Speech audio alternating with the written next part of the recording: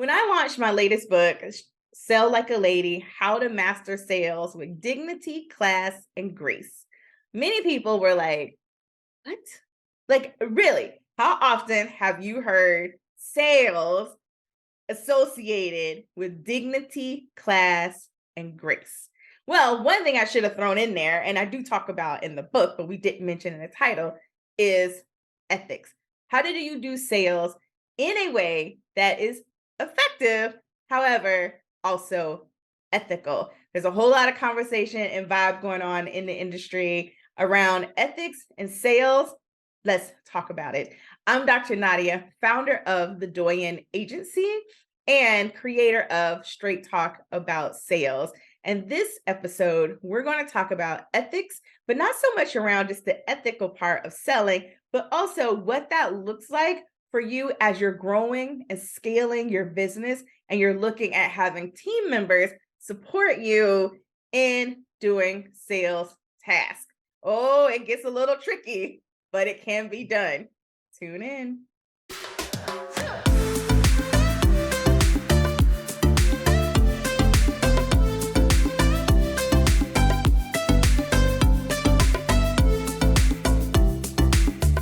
I'm so excited to be back on the mic. It's season 3 of our Straight Talk About Sales podcast. And I want to kick this season off in talking about morals, ethics, values, integrity in sales. If you're familiar with my story and my journey in getting here, then you likely already know that I had my own challenges, my own hangups, my own roadblocks around sales and being comfortable in sales. I've often shared the stories that there were trainings and guidance that I had received in how to do sales in a particular way. And I was just like, and that doesn't sit well with me. Like it just wasn't in alignment. And I rebelled. So instead of I was like, I'm just not going to do it. Not that I didn't try. So I did try to be a good student, but it just didn't work out for me. But I also learned that in order for me to build my business, I needed to learn how to do sales. And so that led me on a journey that ultimately landed me in launching what we now have as our agency, where we focus on and provide sales support and sales training to service-based businesses. But in that, a big part of it is this whole conversation around ethics. And I remember as I was making, this transition and really some of the thoughts and decisions I had to make and shifting the focus and the nature of my business was just the connotation and reputation that comes with sales. And while we don't solely work with coaches, we do work with a lot of different types of businesses. It doesn't matter because ethics is ethics. Ethics are important, and that conversation comes up despite what types of clients we work with. So I know there have been a lot of discussions and conversations, particularly in the coaching industry, and I have a lot of colleagues in the industry. There are a lot of things that I've done. And again, we support coaches and consultants, but I also recall a client that we've worked with that led a team of therapists, completely different. Well, not necessarily, because there's that fine line, right? Sometimes between coaching and therapy, right? But anywho, this was a therapy organization that had a team of therapists. And I recall as we were developing the training for the clinicians, part of what we really had to address was, what does sales look like in that environment that does not violate any ethical standards, right?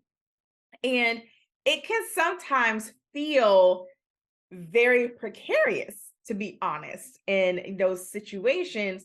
And how do you have those conversations? So as a business leader, as you're looking at your business and your business goals, but then also as you're looking at your team, and sometimes that's why we're hesitant to bring in sales support, because we know how we operate when we're personally doing sales, but we have very little control. We have some influence.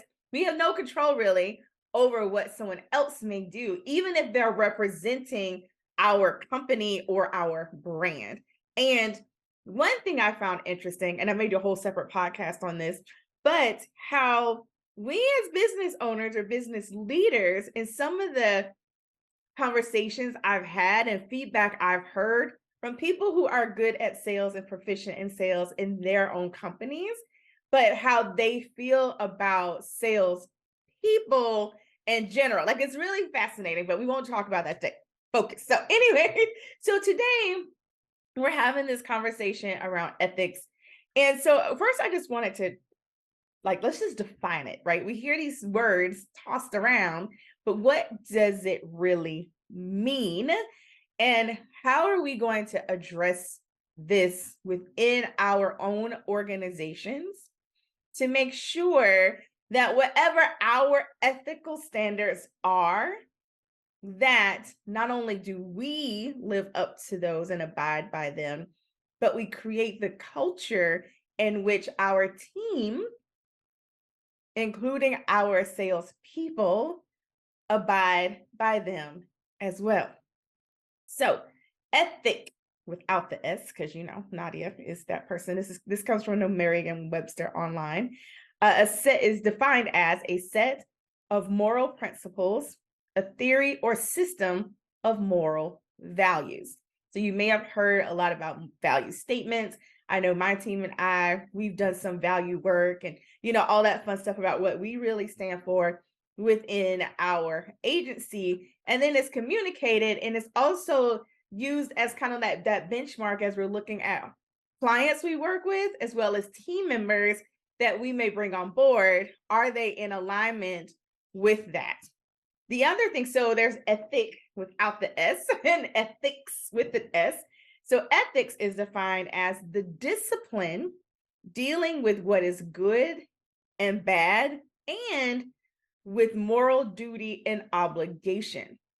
So when you look at your industry, what it is that you particularly do in your work, whether it's coaching, whether it's therapy, whether it's accounting, finance, whatever that is, what is your duty and obligation? And what do you see as your duty and obligation to your clients and to your prospects? Because I feel like many times when we think about sales and we're working on building out our sales systems, when we work with clients, we're like, it doesn't start with a conversation. It doesn't start with the actual invitation. There are things that you are doing in your marketing and your advertising and the things that you're putting together leading up to, right, this decision that is made. And then you get to have a conversation with someone and make or extend an invitation for them to work with you or your organization. But all along the way, what do you see as your moral duty and obligation, as your values? What's important to you? What are your ethical standards? And how will people operate within your organization? Because you as the leader, you get to define this. And here's the thing. When we have these conversations around ethics, many times the reasons why people are hesitant around sales or they have that around and feeling is because there have been so many unethical people out here in these sales streets, right? Let's just put it out there, regardless of industry, right? So that is not industry specific. And people have likely had more than one instance of being a buyer and experiencing that. And so what happens a lot of times, you have that cognitive dissonance when you're like, whoa, I've been a buyer mostly in these instances, right? Throughout my entire life.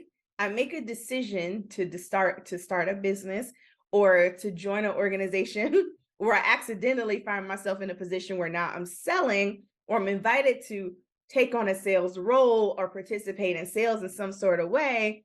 And I'm like, no, because I know what I have experienced being the buyer, and I don't want to now switch and become that person that I encountered, which was not pleasant. In many cases, not only was it not pleasant, It wasn't ethical. It was out of integrity. It was out of alignment. We've heard words in terms like gaslighting, like it can get crazy. I just say you just kind of beat somebody or bullet them into submission of working with you. Like it happens. That is not always the case, but I've yet to meet a person who hasn't had an experience like that. And especially when you're now making that transition into starting a business or entrepreneurship, and you're like, oh, wait, hold up, I have to sell? Then all of that comes to the surface. We rarely reach back and grab, and by default, those pleasant experiences, right? And I have to be like, okay, let's think about the positive things. But the cool thing is we get to define that. So I wanted to just put those definitions out there. There's one more I wanted to read. Morals, because often ethics, values, morals, all of those words are used sometimes synonymously. So morals often describes one's particular values concerning what is right and what is wrong. So there's so many of us who have particular feelings around sales and what that looks like, especially as business owners and business leaders. And one of the things that I personally had to do as I was on my own journey was define what was right and what was wrong for Nadia. And what would a sales experience look like for people who wanted to work with me when I was a coach, and now with our agency when they're working with our team? We get to define that. And there are things that I've learned along the way that I'm like, I like that. We can implement that. And there are things along the way, and I'm like, absolutely not. So, as you're thinking about your business, as you are thinking about your sales, and particularly as you are thinking about expanding your team, one thing that is important as a leader is for you to take a moment and step back to define it and communicate it. And oftentimes when we've gone or we're in that transition from being a one woman or one man show, pretty much, a lot of times it was us and a virtual assistant, and we were in here doing our thing, right? And now we're looking to grow and expand, and we're inviting other people because maybe we are now looking at training our non-sales team members to now look at their roles slightly different to support in the sales process. But all of this stuff starts to come up. And especially when you start to look online and you hear the chatter, and then you start to think about your own experiences, and then you have a choice.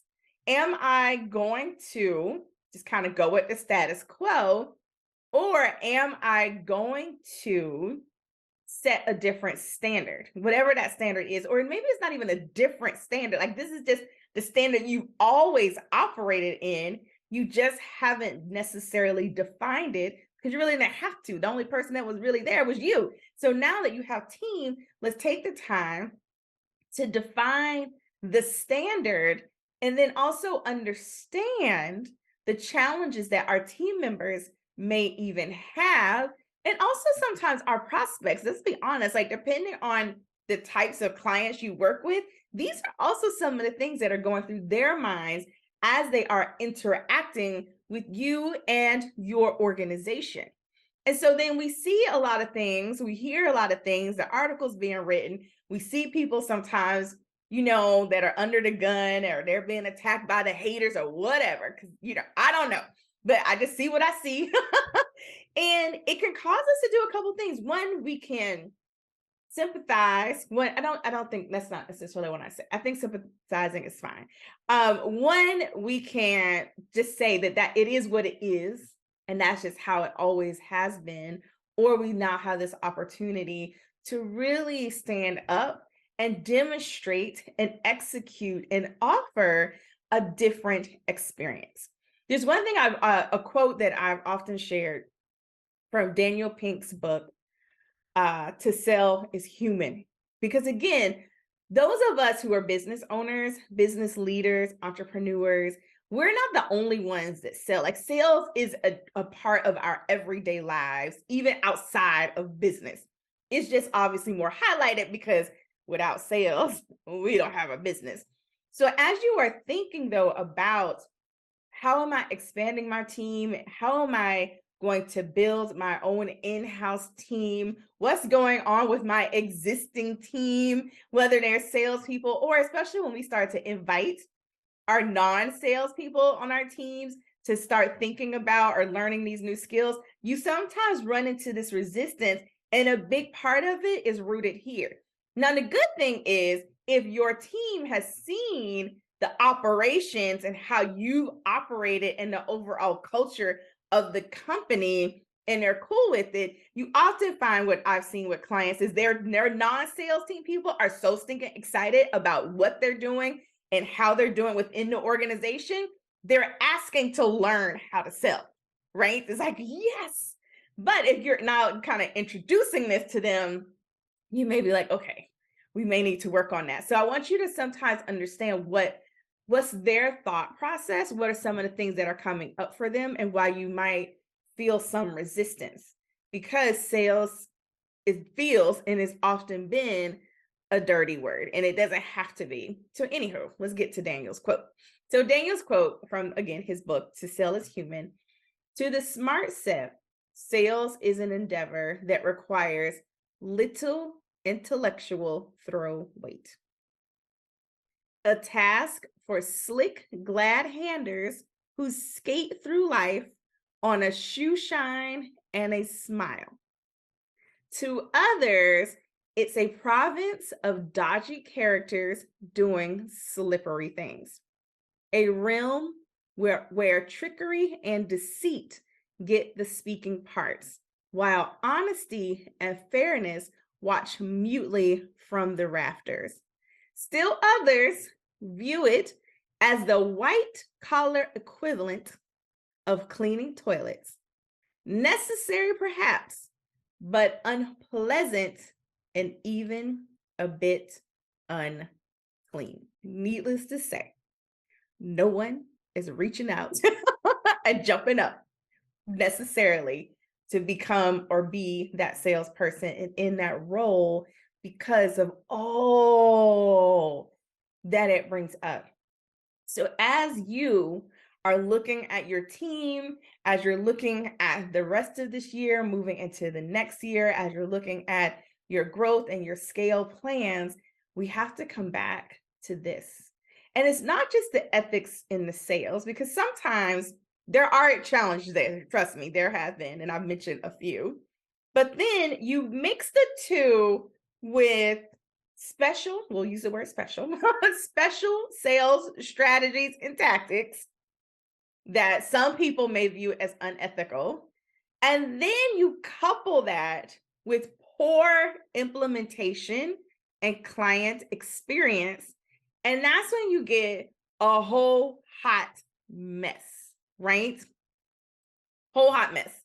Ethical, unethical experience on the front end, terrible, unethical experience on the back end, because people now feel like I'm not getting what you promised. So that's why it's so, again, it's so important that we as business leaders, as we're looking at our experience, our systems, I should say, that when we map out the entire client journey, it's important for us to pause and make sure all these pieces align. And here's the thing, we're not always going to get it perfect, right? Even in our agency, I don't know how many times we have to go back and be like, okay, we need to fix this. This is in alignment. We've shifted here. We pivoted here. Now we got to go back and clean all this stuff up. And so when you don't get it right, admit that, hello, I'm human, and look for the ways to make it right, right? Apologize. You won't die for saying I'm sorry or I made a mistake. Trust me, you won't die. And what can we do to make it right? And look for a solution. Most people are reasonable and it's not that big of a deal. But when you couple all these pieces and you throw it into the mix of people's experiences, then you start to get so much resistance, and it just continues to further compound the negative reputation that salespeople have. And it's completely unnecessary. Like, it is not that hard to operate ethically, to do the right thing, to respect the decision-making abilities of the adults that we are talking to as our prospects, and then say, do, deliver what we said we would do. It's really not that difficult. Really not that difficult. But I get that we often are doing too much, moving too fast, and we need to take a step back to provide our clients with a different experience. That is, of course, unless you subscribe to just being unethical. And then in that case, this podcast episode is not for you. So, again, as you are looking at your company, as you are looking at your team, as you are looking at growing and expanding, where does ethics come up? How do you best address it within your organization? But the first step I want you to do is to get clear on what's ethical to you. For us, is definitely to honor to honor the well, I can't even remember right now. I just said it. To honor the decision-making ability of our prospects and to really have a focus on relationship. Bullying is not necessary. And to always keep our values, our ethics, our standards in place and do our best to always honor and deliver what it is that we said we would do in the time frame that we said it would. And if for whatever reason, when we don't get it right, because we are, again, human, we apologize and we work with our clients to see what we need to do to make it right. Simple as that. So as you're looking and working with your teams and you all are having these conversations, start to dig a little bit deeper around where do people, what feels ethical to some people? Because as a client, I mentioned earlier, we have this team, we're introducing this new concept, this new responsibility that we're then inviting them into that was not part of their previous role. And that was one of the things that came up. Is this ethical? So we had to address it in the sales training. And how do you, in your particular role, do a sales and still be able to sell and enroll and serve, right? In a way that is still in alignment with the standards of the industry, if there are any licensing and those types of standards, but also what are your own personal, like morals is your personal. What are your particular values and what you define as right and as wrong? And so now as sales leaders, we have that opportunity to have those conversations with not only with ourselves, but also with our teams to see and to make sure that we're all in alignment. And sometimes it's just semantics. So allow your team space to talk about it, safety, remove all judgment, and be willing to ask the questions like, what do you mean by that? For example, have often shared this example when I've spoken. My husband and I, at the time of this recording, will be married almost 15 years, and we celebrate our 15th year anniversary this year. And I remember when we first got married, he would often say, like, "Babe, we're broke," and I would be like, "What?" Like, like we weren't like gajillionaires, but by Nadia's definition, we were far from broke. And, first couple of times I was like, were we victims of like identity theft? Like, did someone just go clean out our bank account? Like, what's going on? But then he just kept saying, like, I remember the first time I was like over there online, like, he's talking about someone take all our money. So I'm checking our online account, right? And so finally, one day, as we're still kind of having these random interactions with him throwing around this word broke, I was like, babe, what is your definition of broke? Because I think we both understand the word broke and we can spell it, but obviously our personal definitions of broke are very different. Because every time you say that, I nearly have a heart attack because I think someone just cleaned out all of our accounts. And that's not the case. And yet you continue to say this. Like, I'm so confused, right? And so he defined his definition of broke, which was clearly not my definition of broke. My definition was, do we have money in the bank? Can we pay our bills? Or are we having to call our parents to help bail us out? Or like we one step from being homeless. Like, that's not his definition of broke. That was not Toby's definition. Toby was like, we need to have X amount of money just sitting over here in some random account, doing nothing, just sitting there. And it had, and in addition to all our other stuff, like we just needed this money just in case. And I was like, Oh, okay. I didn't know we needed the extra just in case account in addition to all the other stuff we have going on. But okay, thank you for your definition, right?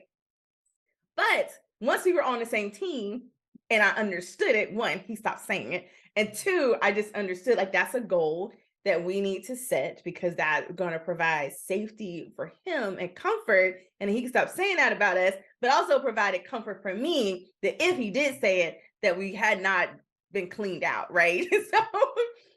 So I share that story one because it's true and it was very funny. After now it's funny. At the time I was like, what is happening? I just married this man and I don't know what's going on. But I want you to also be willing to do the same with your team. Like invite them if there's something they say that does not align, instead of us becoming offended or on guard, to say, you know what, can you tell me more about that? Right? Tell me more about what that means to you, and invite them to share more about maybe their experiences, to see if together as a team we can get to a level of comfort where they can support in whatever role or capacity you're inviting them to do that in. And it's also important that just because we share our words around our own ethics or values or morals, that they mean the same things to our team. They may understand, right? They can read it or hear what we say, like, oh, okay, that's important, but it doesn't necessarily mean the same. So I'm inviting you to take those times, have those retreats, have those conversations, however you're doing things in your business, to really get to the crux, because this is an issue.